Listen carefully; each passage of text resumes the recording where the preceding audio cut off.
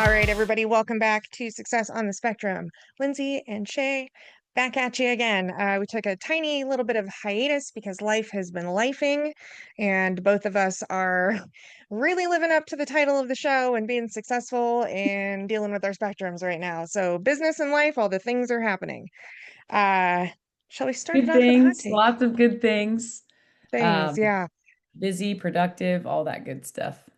Yeah, the evolution is real right now, I feel like, just hmm amongst the group altogether. It's so Um, crazy how many people I know who are getting promoted, starting new jobs, things are working out. I'm like, oh, because I feel like it's so interesting when I feel like it goes in collective groups. Everyone will be struggling and then everybody kind of figures it out. And it's so like, oh, it's a relief when it's all over. So and it's interesting being inside of those groups that actually like take hold of those like transformations, but then seeing people externally that just have no clue that this is the flow that life can and should be taking. It's yeah. wild to me. Yep. Stagnancy is like not a thing I can ever sign up for. Yeah, Um, yeah. That's why I don't like I no longer have any friends who constantly complain about their job or stay with their boyfriend that's horrible to them or whatever. Like all of my friends that I have left, because life is a filtration system, yeah. are all people who pay attention to like being stagnant. They pay attention to, okay, I'm not happy. I need to change something. I'm like so thankful for that. So. Yes. Yes. Yeah. It's the people you surround yourself with, right? We've all been taught that for a very long time.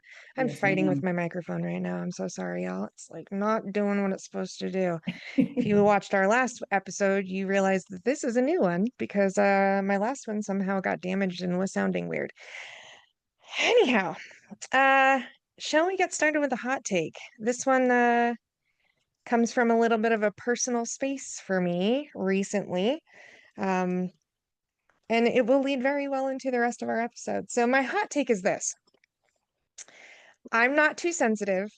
You are just too singularly focused on winning this exchange to notice the entire spectrum of what's happening here. Hmm. And so, let me explain. Yeah, because I get it, but I can't wait to hear how you explain it. Yes. Ah, man. So, this has been happening quite a bit to me recently, and maybe it's my stepping into unmasking more. But I have found myself in multiple situations recently where I am upset. I'm upset either about a very obvious injustice or social injustice, or I'm upset about, you know, having had or seen an issue come into play ahead of time and warning everybody and then having to sit back and being like, and told everybody, but now I'm weird for being upset about it, but I'm like, it's not me. It's not me.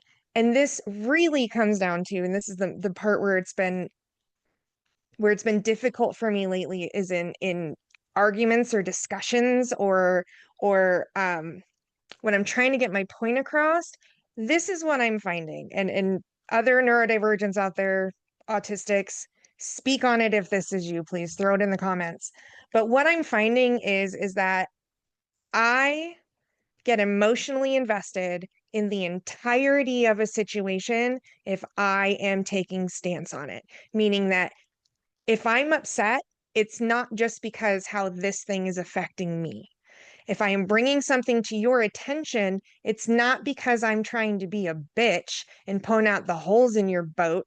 It's because I am thinking about not just how this thing affects me, but how it affects everybody, the whole realm. And you are only seeing how it affects you.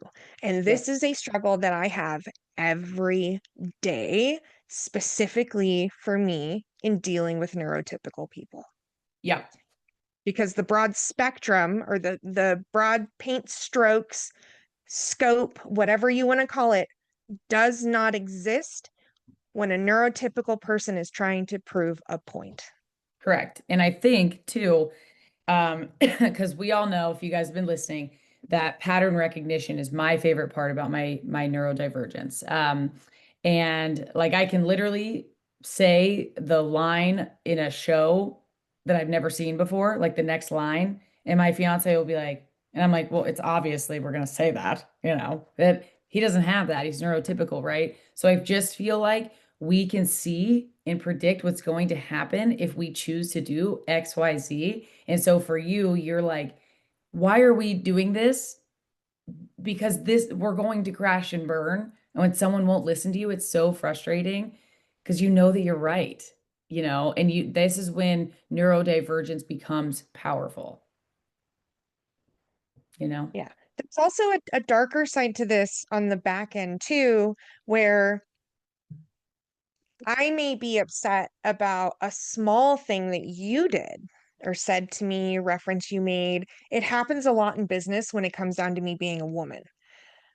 Like how I created this deal was like, yeah, it's because you're pretty, or how I sold this project. Oh, it's because you're pretty, or, you know, they're Wasn't going to bring up specifically in misogyny, but it's the first thing that came to mind. But I didn't know if I you know. wanted to go there. So, Well, and it honestly though, this isn't necessarily just men for me.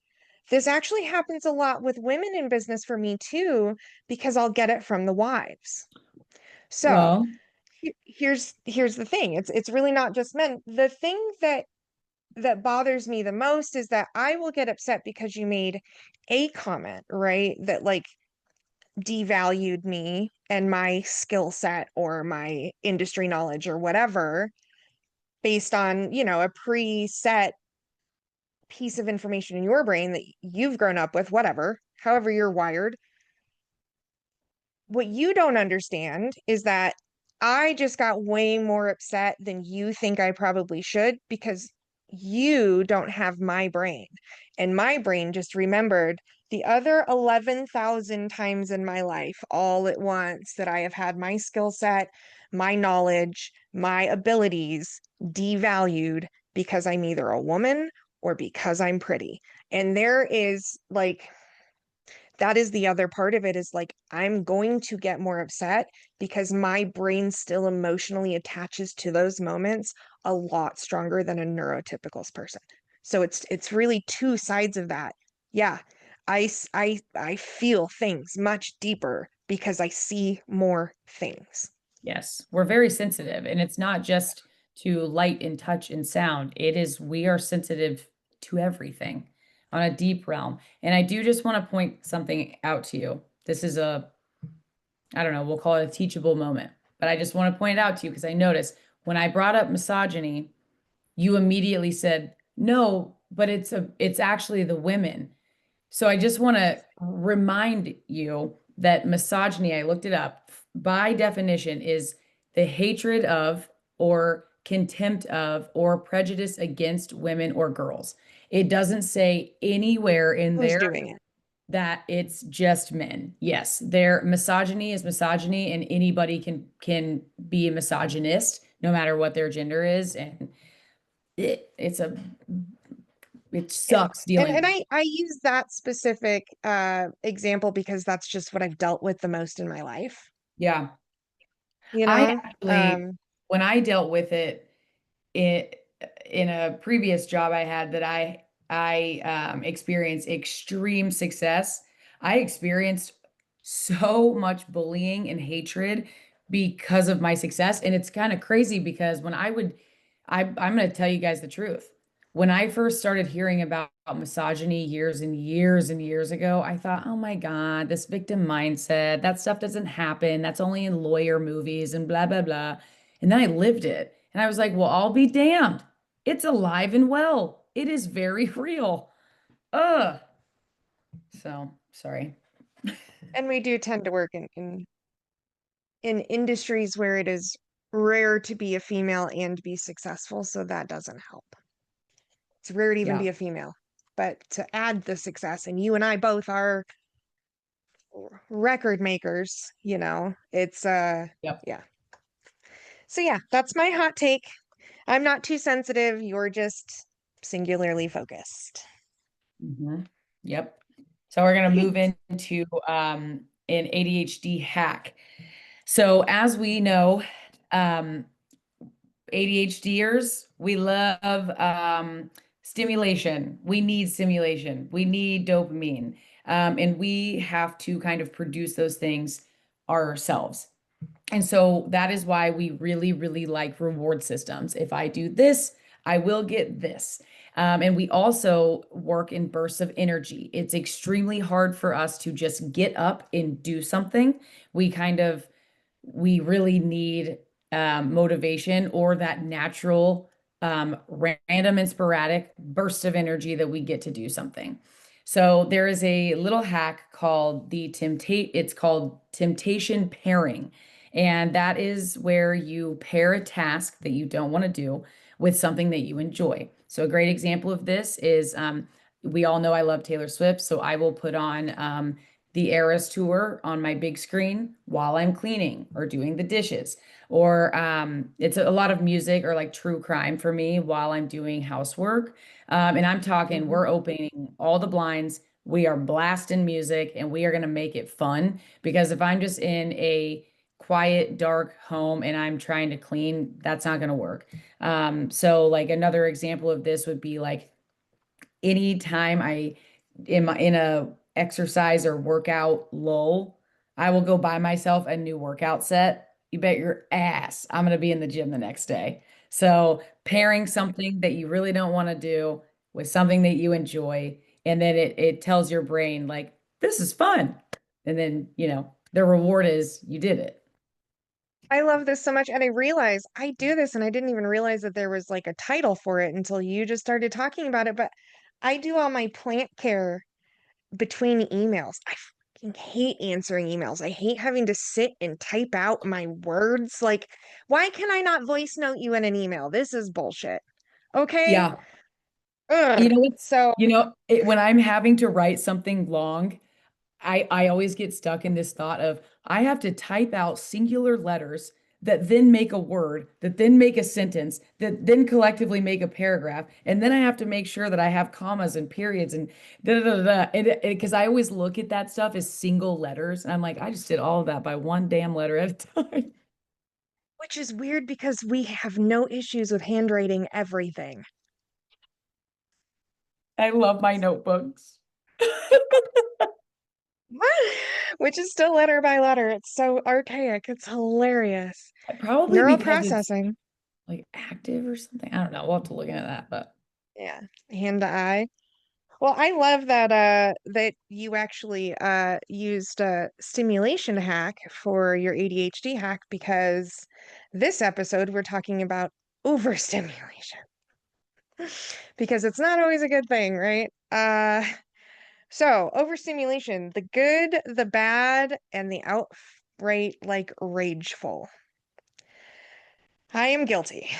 I am pretty much guilty on a daily of letting myself get overstimulated, even being able to identify when it's happening, but outweighing my task list to the negative outcome of being overstimulated, and I still push through it, which is not healthy. 0 out of 10 recommend that. Please, people, do not.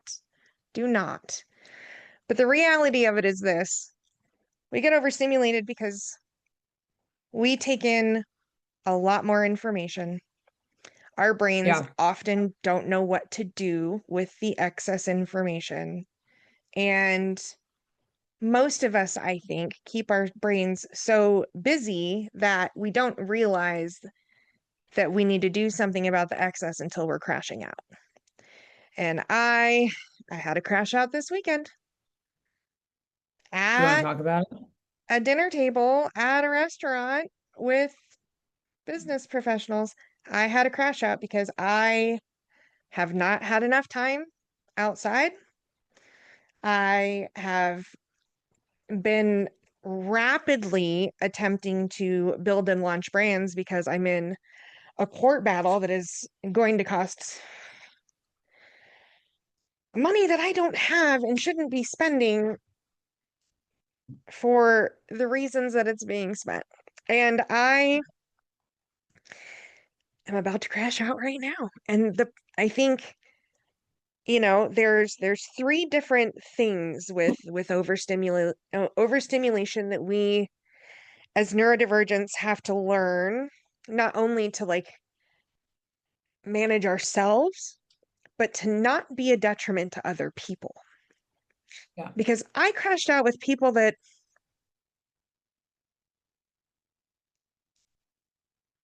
I was about to say I crashed out with people that had no business receiving any of that from me. But the truth of the matter is that with as close as we all are, and with as much as I've been struggling, and the lack of support that I've received, like from the people that are in my circle, I guess maybe some of it was meant to land at the table, but without intellectualizing it, because that's realistically what I'm doing. And I'll talk about that in a minute, because that's one of the problems. There are really three key things to overstimulation that you learn as a neurodivergent. And I'm in the process of learning the second one. I learned the third one first, and we all do, but here they are. Here's what they are. How it manifests for you, what causes it. It's the biggest thing.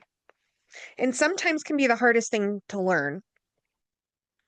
Two is how to prevent it. So I'm currently learning that. I'm getting to the point right now where I can identify it a little bit earlier, like as the crash out is happening, where I can get it to stop in an hour or two and not 3 days later when I'm rotting in bed and feel like I'm completely alone in my life. So, and then the third one is course correcting, right? That's when you are crashing out and you realize you're crashing out or you have I crashed didn't know what out. you were going to say. I was like, how do we all learn Yes. number three first? And then you said course correction. I'm like, oh, of course. You're either undiagnosed or you're diagnosed and you haven't quite learned about overstimulation yet, blah, blah, blah. And so you look back and you realize, oh my God, I've been course correcting my whole life because I didn't know what was happening. Yeah, Yeah. absolutely. And I didn't know how to fix it. Yeah.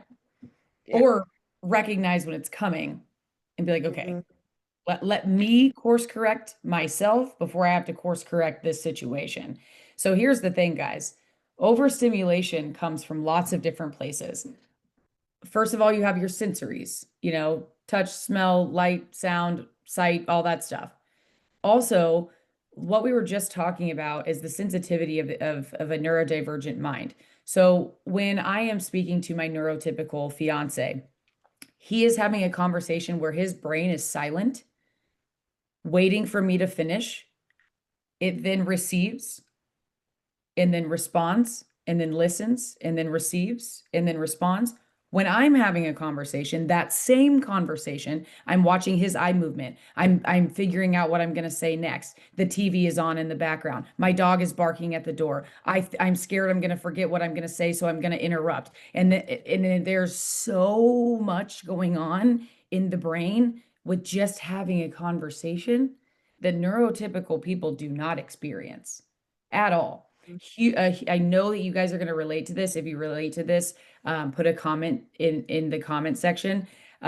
So many people with ADHD relate to interrupting people when they're speaking because they're so scared they're going to forget what they're about to say. And that is in seconds. We know that we'll forget. It's very overstimulating, So Mhm. And pattern recognition gives you what the person's going to say generally before they finish saying it, which also does not help. Yeah. Yeah. so Yeah, emotional overstimulation, definitely a thing. I also experience what I refer to as a lacking overstimulation. So I'm either lacking sleep or I'm lacking one of my balances, or one of my buckets is lacking, because the being off balance alone will overstimulate me without there being any external factors. So that's another one too. So like circumstantial life situations. Yeah, if anything is out and of then balance. yeah. And then those things can cause other things that would normally like not be as overstimulating to be really overstimulating. So, Everything is heightened. yeah, yeah. Yep. So we've kind of talked about now like the manifestation and the cause. But when it comes to prevention, what are the tools? Like, what are you using? What do you do? Okay. So I am reverse engineering right now. That is my big and so and I'll explain kind of how it works, but reverse engineering for the most part is just for everybody out there. It's where you take a problem or an outcome and you just walk yourself back through to what started it. And so Or like unfortunately, a really good example of this, just to break it down, make it really simple. If I say I want to lose 20 pounds, I instead of just saying I want to lose 20 pounds, I'm then going to say, okay, I need to get a gym membership. Okay, I need to buy better groceries. Okay, should probably hire a trainer. So you're going backwards to set up the steps that will get you to the goal. So, yes, yes. Yeah. You can also use it as a form of identification. So, which is the first tool I'm about to explain. So, because I do use it in both ways. So, the first tool is figuring out the trigger. Because I sometimes will like realize that I am like, oh my God, I just snapped at the dogs, or I'm yelling at a person that just cut me off in traffic. Like I am wound up, I'm overstimulated. What has caused this? Right. Because that's the first way to prevent it from happening is being able to figure out what is causing it. Because the earlier that you can find those moments where you start to feel off, you can identify there and course correct, right? So I'll give you an example. Oh, this is a really good one because it's so random. I was out in my garden yesterday morning. Okay. I go out there every morning, do the same stuff, pull dead things, water, harvest every morning. I come back in, I put the couple tomatoes that I had pulled into the fridge and some basil, and I run upstairs and I start folding laundry. And I'm like folding laundry, and I'm like, everything is inside out, and I'm just like starting to get really, and I don't mind. Like I do a lot of laundry, and that's kind of annoying, like 16 to 18 loads a week. But I don't actually mind doing laundry because I'll like have my screen up and going. I'll be on calls, and I'm just folding. Yesterday morning, for some reason, I am like literally about to tear shirts in half. I am get rageful and I cannot figure out what the fuck is going on. I haven't had any interaction with anybody yet. This is like 6:30 in the morning yesterday morning. No reason for this. I realize about halfway through, I like throw a shirt on the ground and I am cussing in my laundry under my breath because people are still asleep. And I realize my hands are itching. My hands are itching from the zucchini stalks and it didn't register as itching for me, but it like literally took me a moment to stop and be like, oh my God, I am angry at my t-shirts right now. This is not normal. What is happening? And sometimes you're at a point where you are completely spinning out by yourself at 6:30 in the morning, cussing at your t-shirts that you sleep in most of the time. Like it doesn't even matter that they're inside out. You wake up with them inside out most mornings. Like, yeah, and so taking that pause and taking stock in like where I'm at right now. Okay, this is not normal. Why am I raging? And then like thinking back through the morning and then taking accountability of my body, like what am I actually feeling right now? That's a great question too, by the way, guys, because we can get so lost in our emotional that we completely cut from our physical, and that is a neurodivergent thing. Just so you're aware, yep, it's dissociation of brain to body, and we do it all the time, and nobody even realizes they're doing it. I was doing that. I didn't realize that I had fiberglass basically in my fingers. yep. And so then I'm like, oh God, I need to wash my hands. Everything's fine. And then I'm a little embarrassed with myself, by myself for a moment. And now it's a laughable thing. But like just having that moment where I'm like, let's take stock of what's actually happening right now and like work Come back through it in. because I often cannot feel what's going on outside of here if what's going on inside of here feels like a lot. Yeah. And it's very busy. It's very busy in there. It kind of reminds me of like a scene in like New York City. like a show where it's like beep beep, boop boop, da da da, fast traffic. It's kind of like that's kind of like what it feels like. And so it's really hard to also be in touch with what we're feeling on our fingertips or our palms or our back or something touching our leg, you know? And so, Random you know, hair that's tickling me. yes, action items, you know, actionable items for that would be like, okay, if I'm starting to, I always kind of relate it to, you know, a saying that my parents always said, making a mountain out of a molehill. So if I recognize that I'm making a mountain out of a molehill, I know there's something going on. So a great way to do this is literally stop what you're doing, even if you're in a heated conversation or whatever. Hey, I need 4 seconds, and we're gonna breathe for 4 seconds, and then we're gonna look around the room. What do I see? What do I smell? What am I feeling? What am I tasting? And come back Anchoring. into your body. Hmm? It's What called was that? anchoring. Yes, yes, that is correct. Anchoring. Um, Yes. yep, and get back in there and see. And so a lot of times, which we'll get into this a lot in the course correction portion of this, is a lot of times, unfortunately, this overstimulation does not happen at 6:30 in the morning when you're by yourself in your laundry. Unfortunately, it often happens with people in our lives, and actually very common with a romantic partner. I've looked a lot into this because I was like, why is the person that I love the most always on the receiving end? A lot of that has to do with, you know, we know that they will love us, they know they understand us, you know, Safety. safety, exactly. And so, um, when it comes to if you're in a situation where you feel like you're really overstimulated, you're around people, you're with your partner, you're in public, you're at the store, whatever, and you're feeling like, okay, I'm about to burst, right? I think personally, and I'd like to know your opinion on this, Lyndsay, is I am a talker. Everything that is going, if something is wrong or something is great or anything, literally anything in between those two, I talk about it. I say everything that's on my mind. And so if I'm in a situation where I'm really overstimulated, I'm gonna say so. And so the people around me know, like, okay, I need a minute.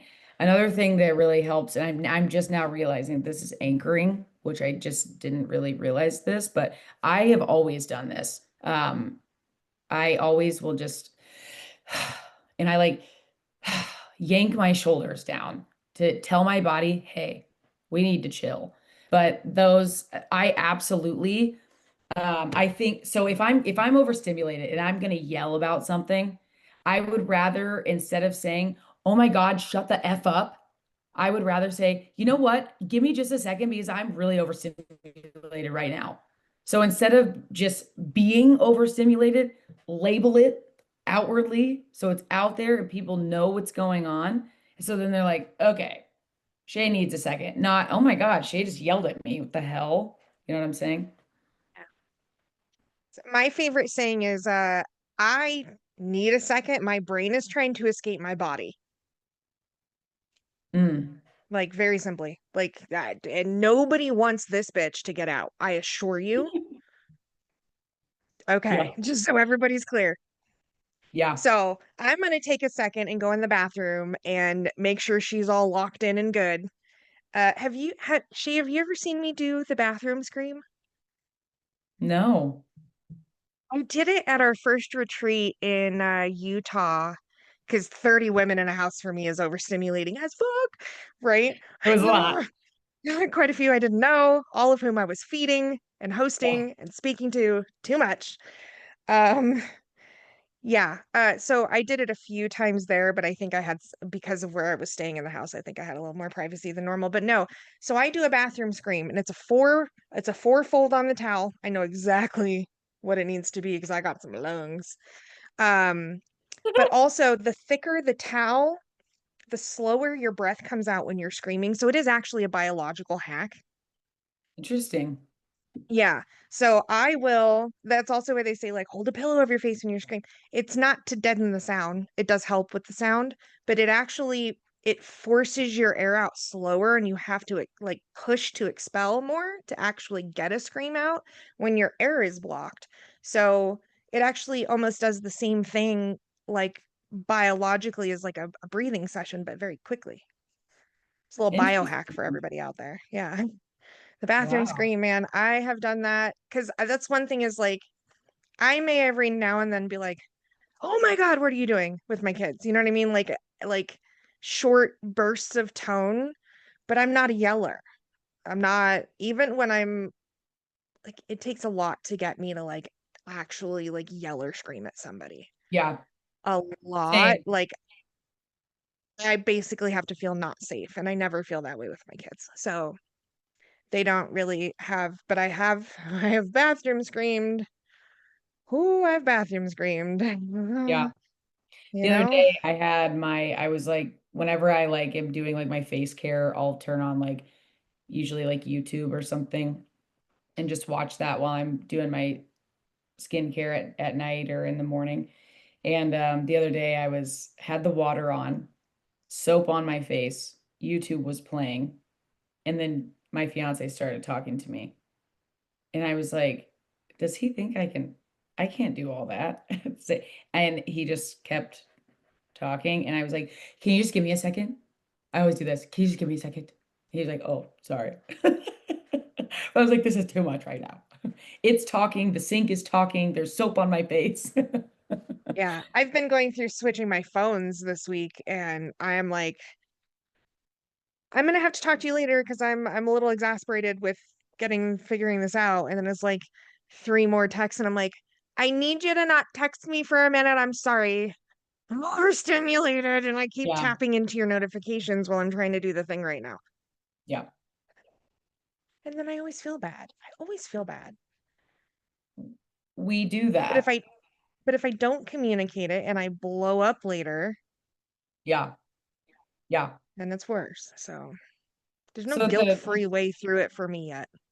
with the I try to do preventative maintenance when it comes to the inevitable course correction. So, and I know that you have started to do this as well. When I have a new boss or a new partner, new coworkers, new whatever, new friends, anything, they are going to know that I have ADHD and that these are the things that come with it and that I will do Yep. my best. You don't need to treat me any differently, but just FYI, you know.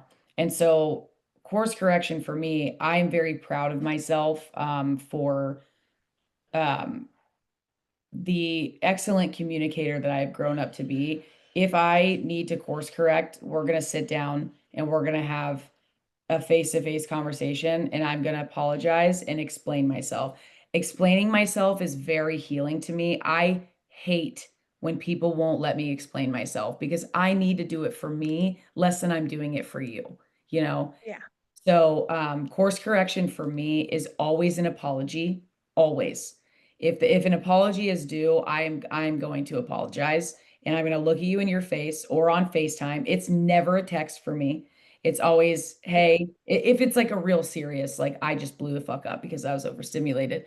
I don't, which doesn't happen often now that I feel honestly, it's a maturity thing. I used to get really angry and shit like that, but Well, we it's have more always control over our environments now too, which helps. absolutely. Absolutely. Yes. When I would, yes, yes. Um, and the, there's just always a conversation. I'm sorry. This is what happened. It wasn't you. It was a lot of other things. Da da da da da. And it's usually okay. So, but I think course correction, if there is more course correction than prevention, you have some things to work on. Yes. Right? So there should be on your healing journey and in your true understanding of how your neurodivergent brain works, eventually there should be more prevention than course correction. It should be the first thing you learn and the last thing you use. Mm, I like that. Mhm. So, Yeah. So that's yeah. I'm realizing with you saying that this one this weekend was because I was in a new environment that I didn't have a lot of control over, and high stress environment too, you know? Um, yeah. Yeah. And you were in a restaurant, right? Yeah, it wasn't like I didn't raise my voice. I just got very emotional. No, I was more Yeah. so just referring to all of the noises in a restaurant that you may not have even Oh, noticed, but I bet your brain was taking it in. well, this was like 9 p.m. on the tail end of a very long day with very high level conversations and business dealings. And I'm going to be fully honest, just a level of masking that I haven't done in a while Yeah. and all day, I you actually was know? thinking about you, because you just said that you had a busy day and stuff like that. You didn't really give me detail, but you just kind of said you were going to have a really busy day. It was a big day, and I was thinking about she is going to have to mask for this. I didn't want to bring it up to you in case you hadn't thought of it. I didn't want to put it in the forefront of your mind, but I sent you some love because, you know, Yeah, yeah, it's a whole different level of masking when you're dealing with people that know you well, but there's also, business involved and yeah, potential, financials involved and honestly the biggest sense of pressure, and this might actually, if this is you out there, I fucking feel for you and I'm so sorry if you live with this inside of your brain the way that I do. I am so sorry because part of the overstimulation for me was the having to show up and not disappoint. The having to show up and be exactly the person that each of these, business entities needed me to be. There's a whole disassociation from Lyndsay, I think, on days like that. And it's very difficult to navigate between the two for me. I'm realizing that was part of it being overstimulated is because half of the conversation I'm like with people that love and care about generally and like am proud to work with. And then the other half of me is like the business Lindsay that sees all of the things happening as they're happening in every tone and every word and all of the, and it's a new realm, it's a new realm for me that I'm being kind of like universally thrown into and for good reason. I know. And maybe part of that reason is for me to learn how to manage these things a little better.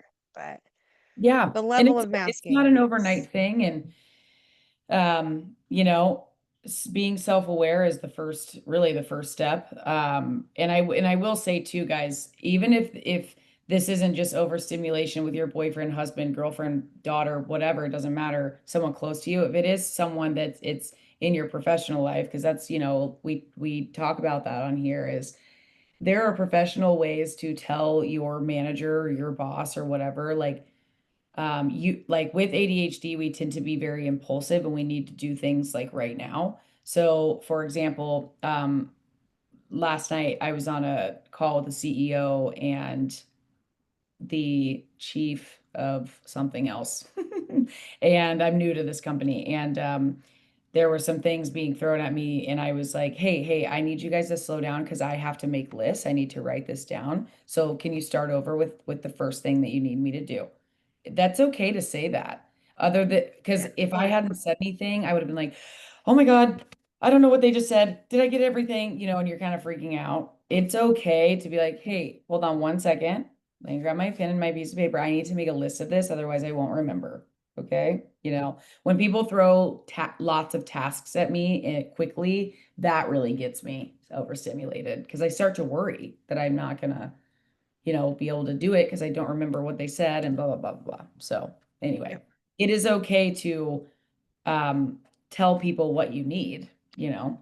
So, I'm struggling with that in hindsight too, because every person at that table knows uh-huh. exactly how my brain works. Every person at that table has a child whose brain works like mine. True. I just could not see it happening while it was happening, and I think partially because I was masking so hard. Yeah, And I don't have to do that as much anymore. I've set myself up professionally now where I'm really not masking a lot, unfortunately for some of the people around me. Thank you, but it does have its growing pains for the people that are on this journey next to me, and sure. Yeah. love them for it, every single one of them. But yeah, So overstimulation, man. It's it's a so thing. bad sometimes I forget how It's to breathe. Hmm? Yeah, it's a thing, it's hard, but there are ways to, prevent, and there's ways to course correct. If you're surrounding yourself with the right people in your life, your course correction, will be accepted and understood, and so you guys are not alone. Talk to us a little bit in the comments, like what's like a story or something that you can kind of laugh at now, like a outburst you had that you look back and you're like, "Oh my gosh, this is kind of Oh funny my now." gosh. So, yeah, we'd love Yeah. to talk to you guys, and of course, as always, like, subscribe, comment, send us to your Yeah. friends, and we're excited to see you next time.